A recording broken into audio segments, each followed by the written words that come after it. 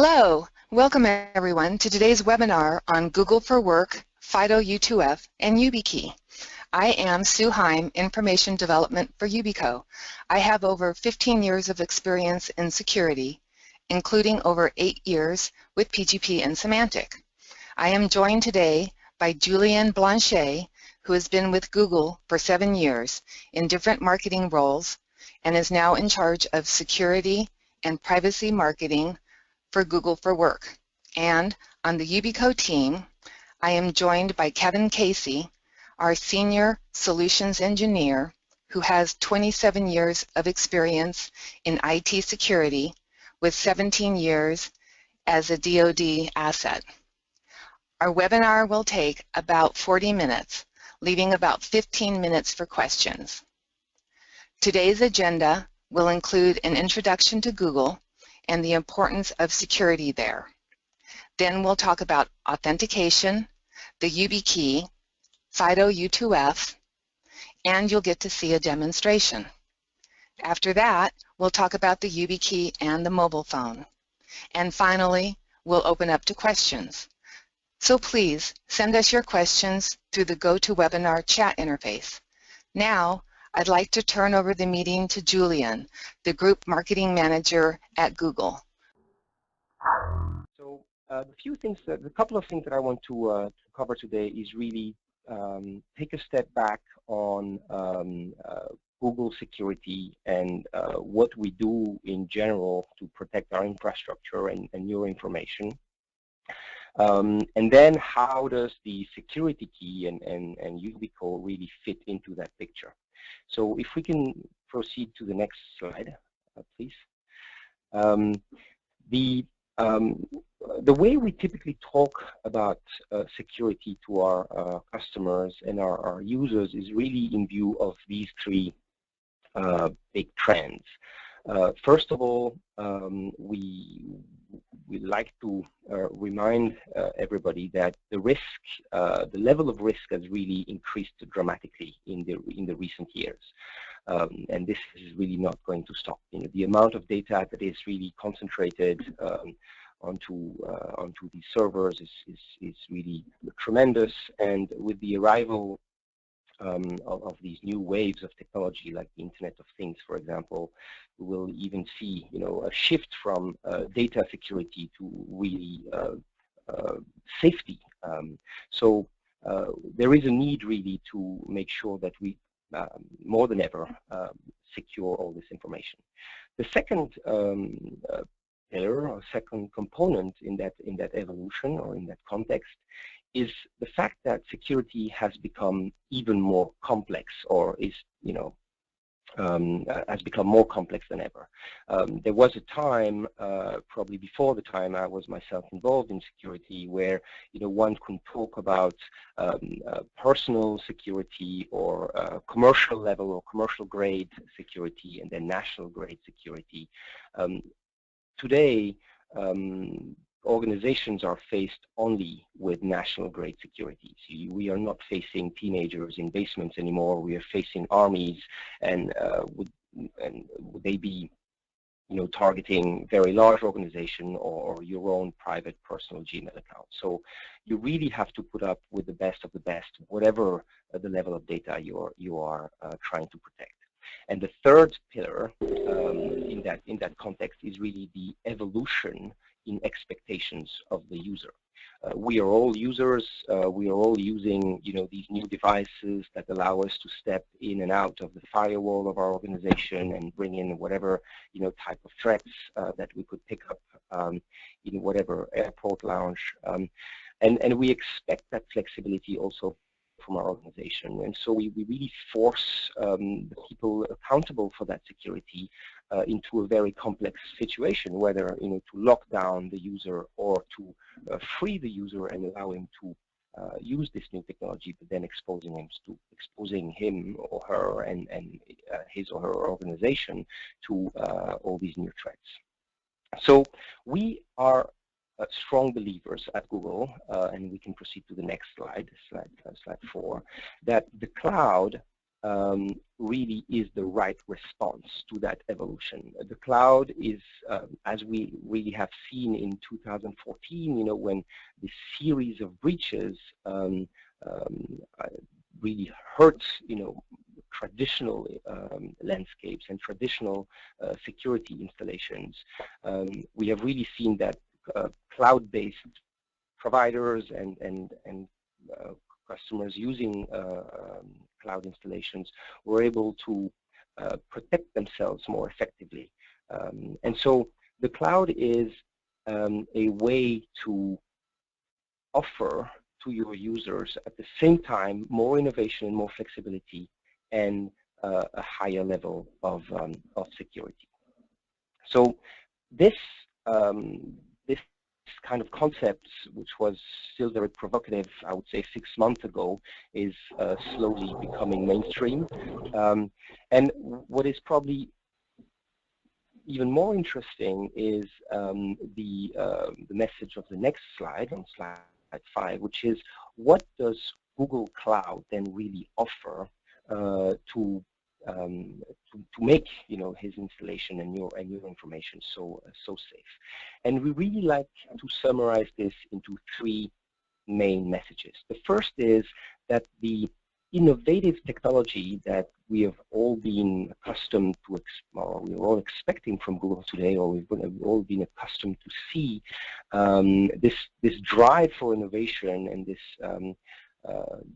constantly innovative technology really also takes place in the world of security. And the way that we develop our technology and the way that we deploy this technology also affects very much the way we are able to protect your information, our customers' information, and so this is really the first pillar.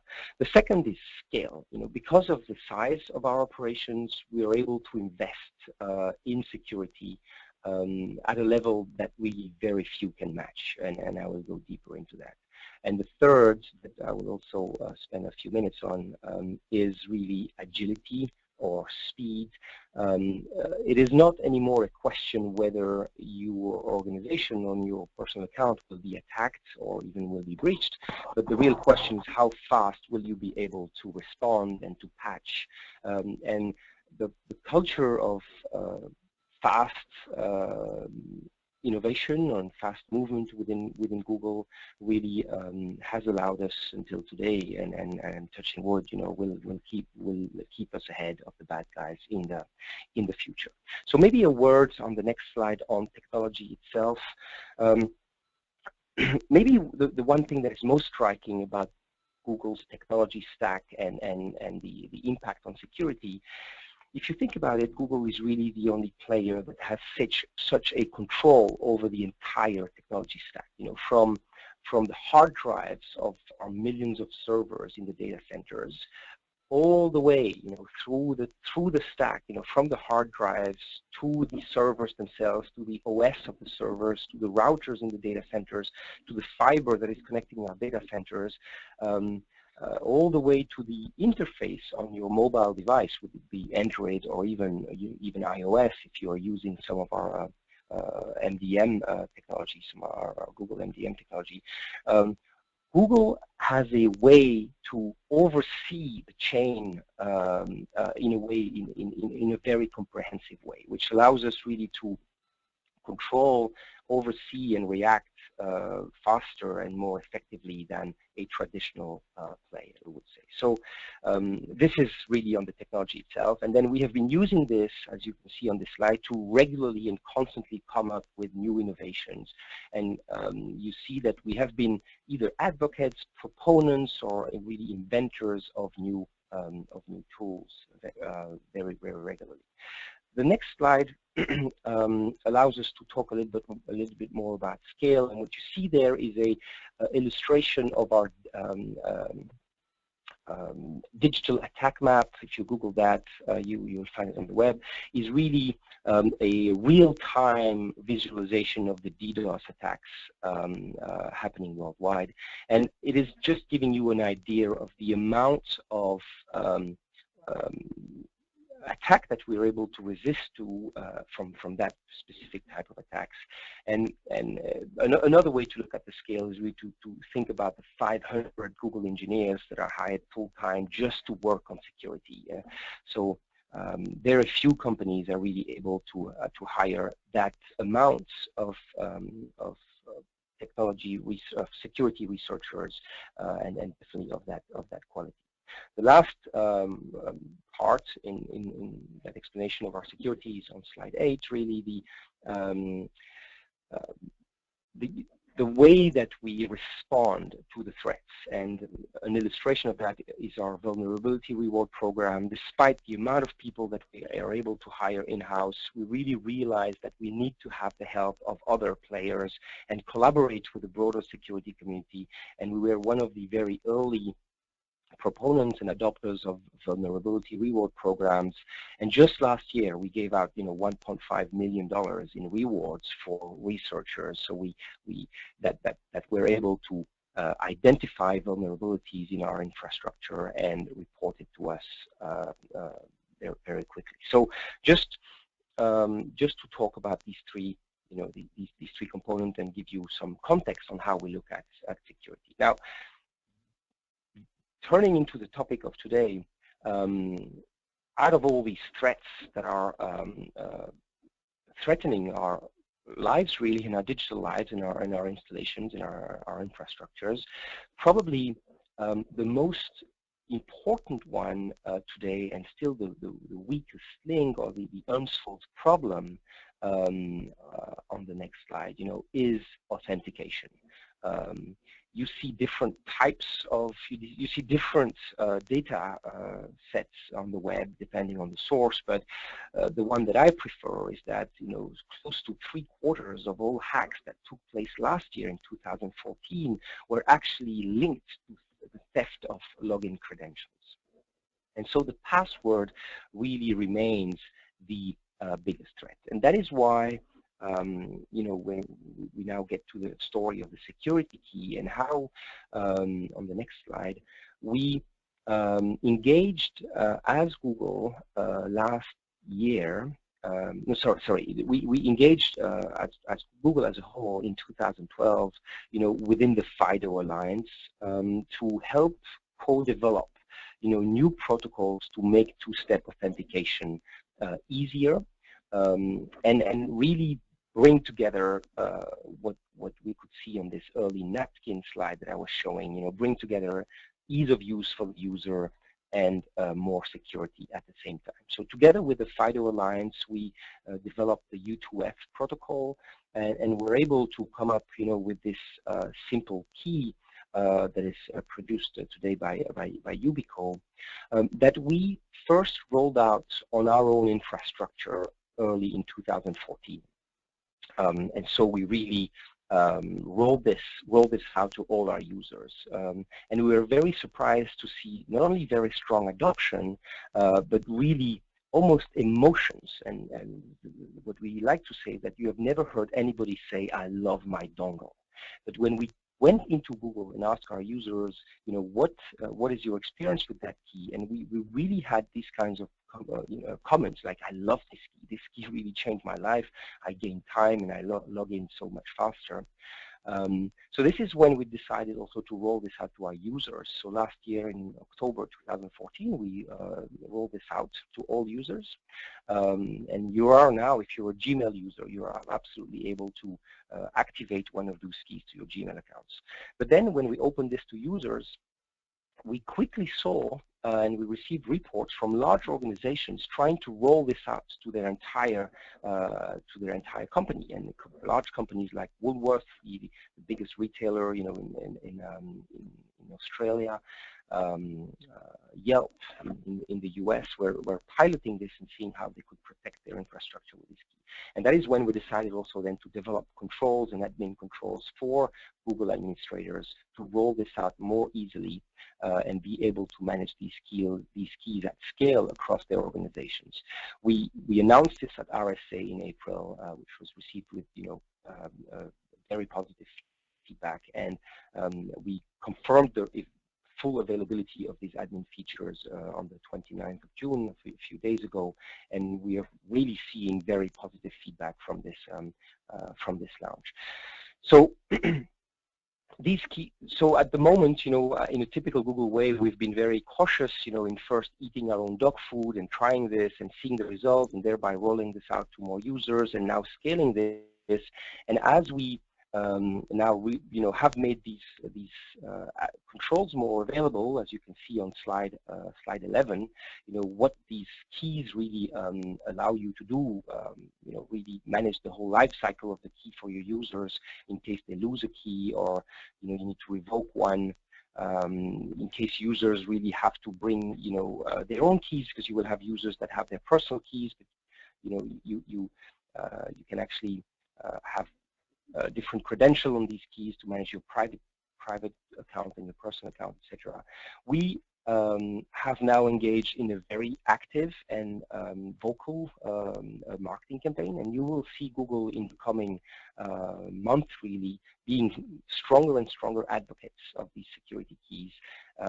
At the moment, you know, pushing an offer, a joint offer with Yubico, where we give a 50% discount for all users or organizations that roll these keys out to their users, and you will see more of this coming from us, as we really think this is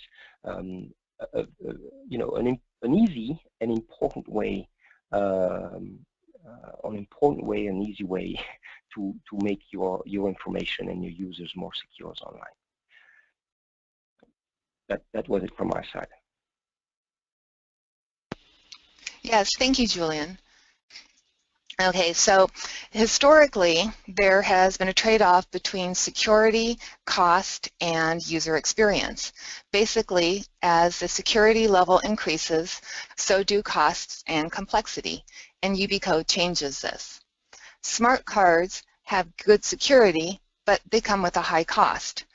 Biometrics has made great strides over the years, but still, and always, they suffer from false rejects, and sometimes, to some extent, rare false accepts. So the bottom line is biometrics really don't work for everyone. Security chips in computers such as TPM or trusted platform modules can be secure, but they are tied to that specific computer or device. Phones can be right in the middle of the solution choice. Although they are important, a phone as an authenticator has its own issues, ranging from phishable OTP codes, SMS attacks, increasing malware, and so on. Things can get especially dicey when the phone as an authenticator is also the phone as a platform.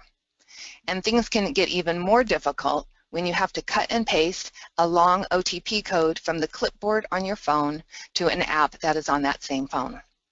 So Yubico set out with the vision of simplicity. How could we increase security while driving complexity and costs out of the equation for both end users and app owners? What we have done with the YubiKey is that we've taken great public key crypto, put it into a single key that scales, is combined with high security, and is activated with a single touch that is not biometric. Our technology allows one single authenticator to work across all devices and platforms with a single touch, and no driver or client software is needed. First, user experience is king. YubiKeys allow one touch or one tap to perform all cryptographic functions across a wide variety of platforms. By the time you are requested to touch your YubiKey, that YubiKey already knows which protocol to use. The complexity exposed to end users, to you, has already been reduced to a touch. You don't have any codes to read, and there are no codes to type. A great user experience leads to great user adoption, and that is exactly what Yubico is experiencing right now. You can register your YubiKey with multiple Google accounts, and even Google cannot tell if the same YubiKey is registered across multiple accounts. The same goes for multiple relying parties. The U2F specification is designed to be unlinkable so that relying parties cannot collude to link authentication data to track user activity. One single YubiKey could look like 1 million unique YubiKeys if you had the patience. So the takeaways for the YubiKey invention should be 1, simplicity, 2, scale, and 3, privacy. So now let's take a look at some details of what makes up Yubico's offerings. Starting at the foundation, we have our hardware platforms, which communicate over USB and/or NFC.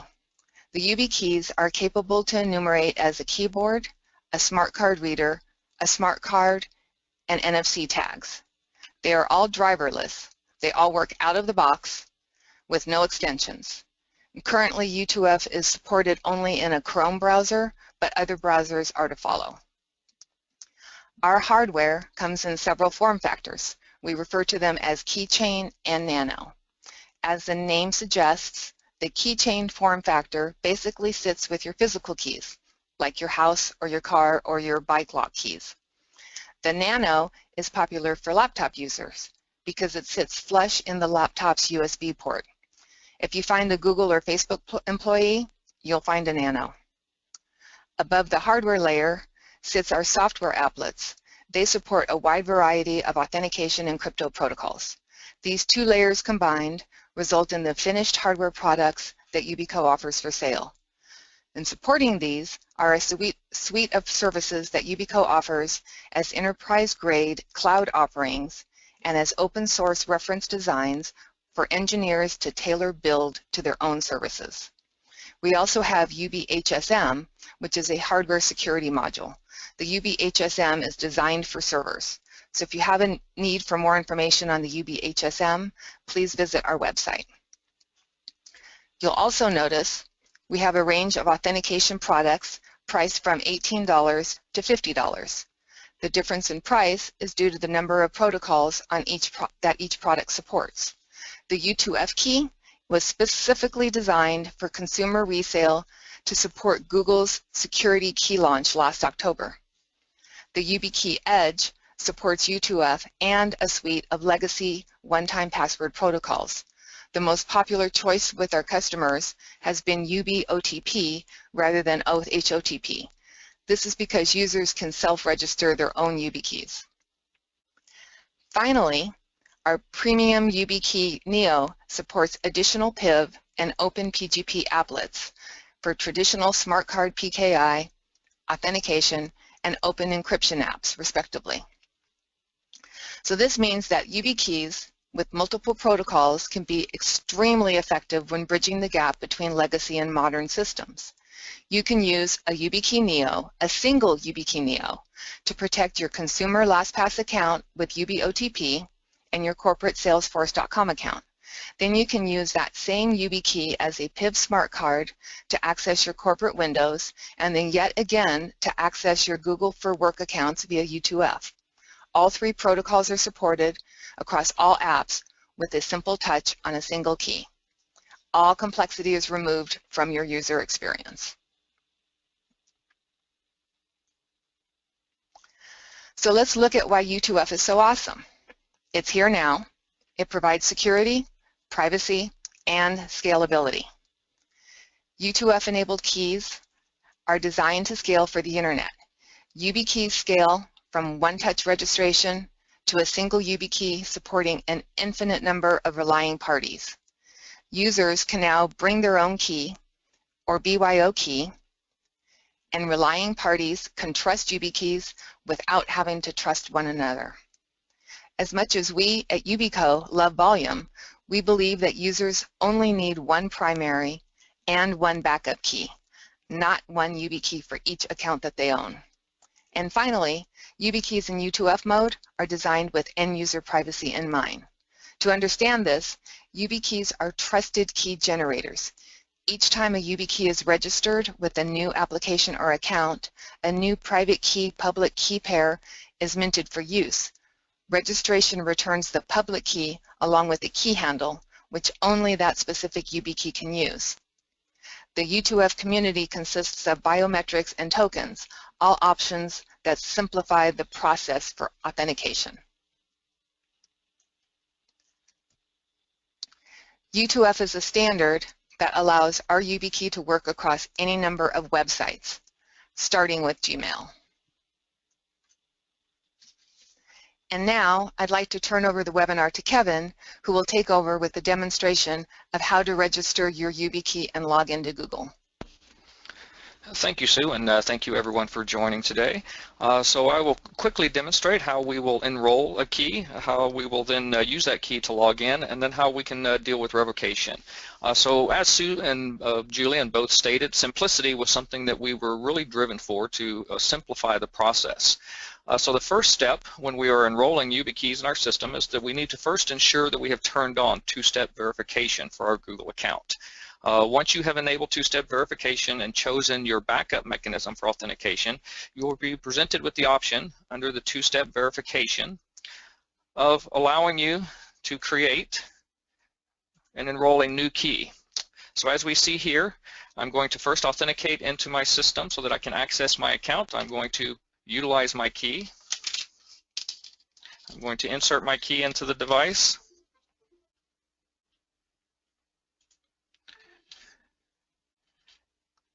And allow it a moment to read the key, and now I have verified myself into the account so that I can now manage my keys, enroll additional keys, or control the keys that are already enrolled in the system. So once I have done this, you'll notice that you'll be presented with a new tab called Security Keys. Under that Security Key tab is the ability to manage my keys. Once I go into Manage, you will see that I have a number of keys enrolled, and Google currently allows the ability to enroll 10 keys per account. Which means that I can have one key that I can associate to multiple accounts, and I can have multiple keys associated to a single account. So right out of the gate, I can have a backup key if I so choose, or I could have a shared account such as a family account that allows me to have a key to access my children's account in the event that they're locked out. In this case, I'm going to add an additional key to this account. So I choose to add an additional key. I'm going to follow the prompts because, again, simplicity was the goal and the objective of the solution between Yubico and Google. I'm going to choose Register a Key. It's going to prompt me to insert my key and tap. Upon the tap of the key, it's going to register that key into my account. When we go here, we will now see that I have a new key registered to my account that exists in the system. Now, if I log out of this account, and upon re-entry into this account, it's going to request a password, keeping in mind that U2F is a second factor, so we are still utilizing a primary factor being a password. But due to the strength of the crypto element and utilizing a strong second factor, it allows me to now simplify my password, and some organizations go as simple as putting a PIN as a replacement to the password because the security comes from the second factor. But in this case, I'm entering my password. Upon sign in, it's going to, I apologize, I need to remove my computer. One of the options that is available in the Google preferences is the ability to cache my credentials for a certain amount of time. The default cache of credentials for systems to be remembered is 30 days. If I remove that cache upon log out, it's going to now prompt me for my key. So here we see the option of remembering this computer. If I unselect that, it'll prompt me each time. If I select that, I will cache my credentials for 30 days onto this system. So now I'm going to tap my key, and I'm back into my account. Again, as mentioned, everything is done from within the two-step verification. Within two-step verification, under my security keys, is where I now manage my keys. So if I were to lose my key, it's a simple process of coming into my account, either utilizing a backup key to gain access or utilizing one of my backup mechanisms that I established when I originally set up my two-step verification, which could be email, SMS, or backup code. Once I'm into my account, I can now remove that key if I have lost that key and now have completely eliminated that key's ability to access my account. Now that doesn't negate the key. That key could be re-registered if it's found again, but it completely eliminates this key pair into the Google account associated to my ID. With that, I'll jump now back into the presentation.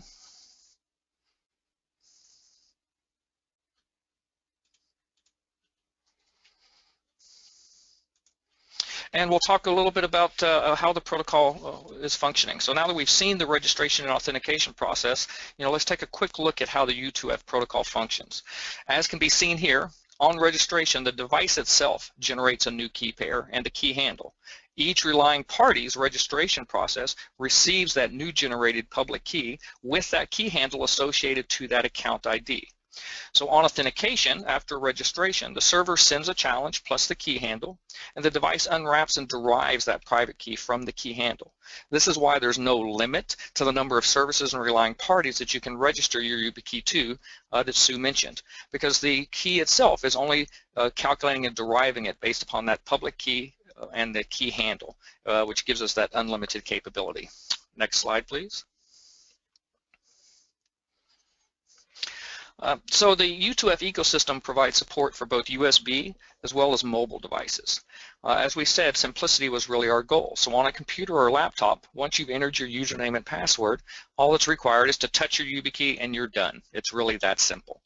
On a mobile phone, you would enter your username and password and tap your YubiKey to your NFC-enabled device, and again, you're done. It's really that simple.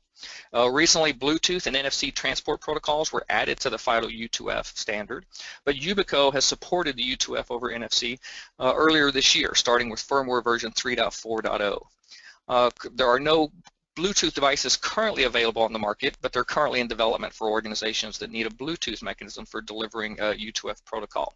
So stay tuned and keep your eyes on our product rollout. Next slide, please. So as Sue mentioned in the previous slide, mobile platforms are currently in the center of the strong authentication landscape. And of course, they have some challenges, but any form of strong auth and second factor is preferable to none.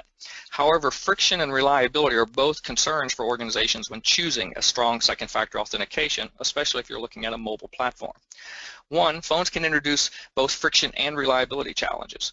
Friction is best described as any delay introduced into the authentication process. So for example, if I was using an SMS-based TOTP, which resulted in a 30-second delay to receive and input a code, that can be a significant amount of cumulative friction if I were to need to authenticate into hundreds of systems per day, in the case of, say, a systems administrator. And for reliability, there are also several factors that are of concern, that can negatively impact reliability when using mobile devices. Many organizations restrict the use of mobile platforms, especially in those sensitive environments, data centers, call centers, or secure classified facilities. Data centers also have a characteristic that they can often act as a Faraday cage, which can degrade or weaken, if not completely negate, the cellular signal. And of course, large campuses and the construction of the building itself can also impact that signal. And at the end of the day, batteries die and phones break. So there's also a security benefit of separating the keys or that second factor from the device that's responsible for the first factor. And we're seeing that more and more companies are moving forward with U2F to address these problems in this mobile world. Next slide, please. Currently to date, we have shipped more than 1 million products to 60,000 accounts in 156 countries that you can see represented there on the map. And we have been successful in deploying our technology and solution into 8 of the 10 largest internet companies, such as Google, as well as some of the others that you see listed there. And many of these organizations were trying to solve similar problems: how to minimize friction, how to deal with the reliability problems of utilizing platforms that had challenges for scale in the Internet of Things, which is why mobiles are being displaced slowly by hardware-based tokens such as the YubiKey. Next slide, please.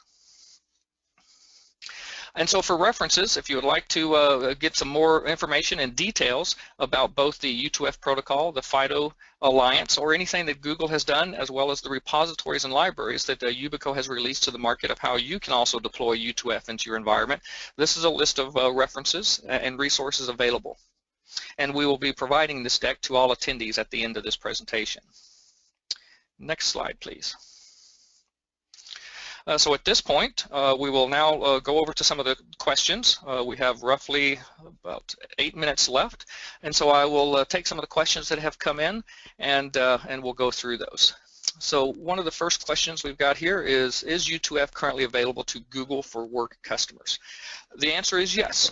The U2F protocol is the foundation protocol that Google has rolled out for all Google accounts, and all services that are front-ended by those Google accounts are supporting that U2F authentication coming into the front end.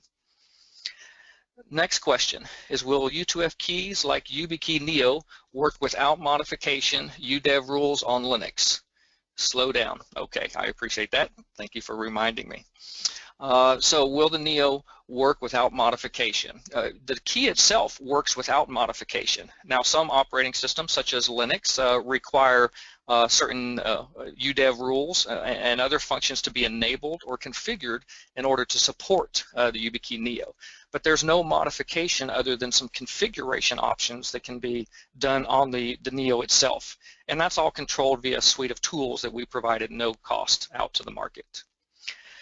Question 3, if we lost the YubiKey, could we erase the authentication without the YubiKey or the Yubico key? I'm not quite clear on that question, but if you were to lose your YubiKey, can you revoke the credentials associated to an account? The answer would be yes. As we demonstrated on registering a key into the account, at any time I can go remove that association of that public key and that key handle that's associated to that account, so that key can no longer derive any response from that. So the short answer is yes, you can erase the association, but you cannot erase the key itself. Next question is, does the website have to support U2F? If you want to support the U2F protocol in the standard, then of course the website itself has to have some ability to deal with the credentials. But it's really the relying party in the client itself, being the browser in this case, and Chrome has standardized on U2F, and it's the client piece of that, the browser, that's responsible for doing the communication between the protocol, which is the key itself, and the relying party, which would be the Google on the back end. So while the website itself is not technically U2F enabled, the client device, in this case the browser, does have to be U2F enabled. Will YubiKeys work on Chromebooks? Yes, they will. They will work on all platforms today. There are some platforms such as iOS devices and iPads and iPhones that are a little more challenging because you have to have different connector kits. They're not fully NFC compliant, but they will work across all laptop and operating system environments that we have currently tested, although there are some nuances across those different operating systems. When will it be available for Safari and IE? Great question. Microsoft joined the FIDO initiative earlier this year and actually took the chairmanship. So we are in active negotiation and work with Microsoft as we speak to accelerate and get U2F into the Edge, which is the new version of the browser. So stay tuned to that. We cannot commit to Microsoft's timing of release of products, but it is in the works, and we're working closely with Microsoft to try and accelerate that. And which YubiKey support U2F? Today, almost all of our keys support U2F. So the slide that Sue brought up earlier that showed some of the product sets starts from our single protocol device, being the Sky, which is the security key by Yubico for Google, is a U2F only device. We also have the Edge devices, which are a dual protocol, support both U2F and OTP, as well as our Neo devices. And the Neos support U2F, OTP, as well as CCID mode, so that we can use multiple certificate mechanisms under public key cryptography. So you can have a single protocol device up to a multiple protocol device, and all devices support U2F, because U2F, while it's the current best solution that we've seen, it's also the future, and that's why you're seeing more and more companies aligning to U2F and joining the FIDO initiative. And let's see, another question is what other services have turned on U2F? The list is continuing to grow every day. So we've seen, this demonstration was Google showing their use of that protocol, but we're also seeing financial organizations and other large cloud companies starting the work and integrating to support U2F. So to keep an eye on our webpage, we continue to release new players, as well as watch the FIDO Alliance. The FIDO Alliance is the best resource for finding out who has rolled out and who is currently supporting U2F in its native format. What happens if I lose my YubiKey? Again, there's several things that can be done if you lose your YubiKey. The simplest is to revoke the association, to delete that association on the accounts. It's a very simple process, as you saw in the case of the Google account, by going in and revoking that key. That ends the association and deletes that key so that YubiKey can no longer be used for that account unless it's re-registered. Let's see here, final question. How long will the YubiKey last, having the gold area exposed? Well, currently we're not sure how long they will last. We currently have keys that have been in circulation for 7 years, and we have a great story within the company that we are truly FIDO compliant, because we've even had a key swallowed by someone's dog. It was retrieved and the key still worked. So it has been tested underwater, it's been taken to depth, it's been run through washing machines, and they have all passed the test. It is a mil-spec resin, so it is a hardened device with no exposed components, and it is an industrial-grade gold contacts. So in over 7 years of having them in the field, we have yet to have one that has failed due to wear and tear. See if there's any other questions. Okay, so with that, it's the end of the questions I've currently got. So, thank you, Julian and Sue, and everyone else who has been listening and attended this presentation. This will be emailed to you shortly, and if you have any follow-up questions, please don't hesitate to email us at sales@yubico.com, and somebody on our team will follow up with you as fast as possible. And again, thank you for attending, and have a wonderful day. Thank you, everyone.